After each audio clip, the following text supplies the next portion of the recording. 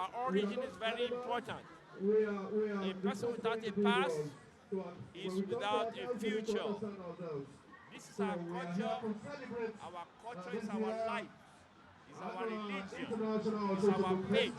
Let's hold it well, and the Lord will bless us. Prayer is very important. We are here to pray, to thank Eledumare through Osun, and to request for more blessing. And our request this year is not for the people in the locality alone. We pray for Nigeria.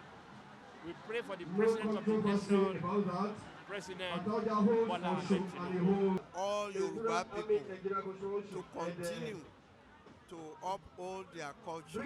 This is what God gave to us, and we must not let it diminish.